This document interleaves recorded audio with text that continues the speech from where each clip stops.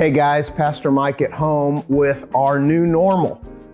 This is our little puppy that we just adopted last week, 8-week-old, wait for it, Bentley.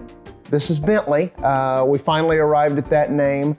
Bentley is a beagle, so they come from England, so we thought something humble, something not very prestigious or pretentious, so we went with Bentley. Not like the car, obviously, but more like the guy who lived upstairs from the Jeffersons. Remember Mr. Bentley, if you're of my age, right? Actually, we just thought Bentley was a cute name, and after 13 years of a chocolate lab, we've been without a dog for a long time, 10 months now. And so this is kind of returning to normal with a dog, but obviously very new, with a puppy who likes to chew and just a sweetie. Yes, you are. Oh, that's going to win me all kinds of votes with the dog fans out there. Hey, why don't you go to mommy? And I've got a couple things to share with the good folks at Morningstar, because we're getting ready to return to a new normal as well, with the governor putting out a few things this past weekend about opening Missouri back up, kind of slowly and in stages. Some questions are going to normally be asked about, what about church? What about Morningstar? A couple things that I want you to know. The first thing is that we're in constant communication with the government, with the CDC, health organizations. I'm also in constant contact with other pastors of Methodist churches in the area, as well as other large churches. I've got 2 Zoom meetings on Friday with area churches to try to look at this and coordinate together. I think all of us are of the same ilk here, the same mind, that we don't want to jump back into this. So even though it's illegal, just because you're free to do something doesn't mean it's beneficial, is what Scripture says. So we're actually gonna probably hold on opening the church right now, physically on campus.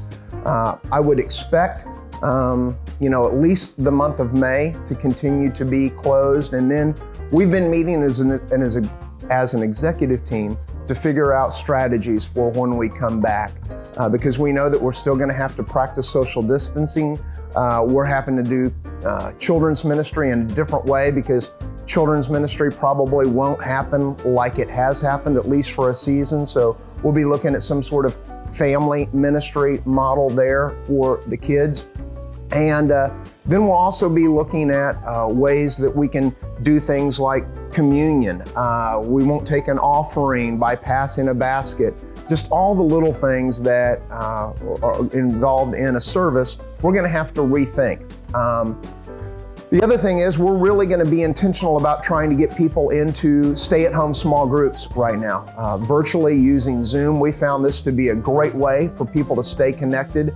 Again, we don't sense that there's going to be a mad rush for people to get back into a physical building. We don't think there's going to be a mad rush for people to want to be able to go to homes of people that they may not know. So we're going to be establishing some Zoom stay-at-home small groups, and those are going to be advertised in the coming weeks. We want to get people involved in those and community formed as soon as possible. We also are going to be having an Intro to Morningstar and a Connect class. So if you've been around Morningstar for a while, but you've never really officially made the commitment to get connected and maybe become a member at some point, but most importantly, get connected, be on the lookout for those.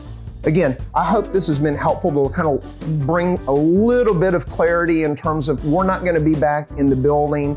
Just because the governor has given us permission doesn't mean that's the most beneficial, especially for a church like ours that's as big as ours and people who are as welcoming and as friendly. It's just going to be hard for us to be together from the very get-go here. So stay safe, be well, and let's continue to share Jesus in any way we can until we're able to get back together. We'll give you information as soon as it comes available. God bless you, and be sure to tune in Friday night for Reality Check as I welcome a guest, our very own, Morningstar's very own, the Chief of Police of Lake St. Louis, Chris DeGiuseppe. I'll see you then.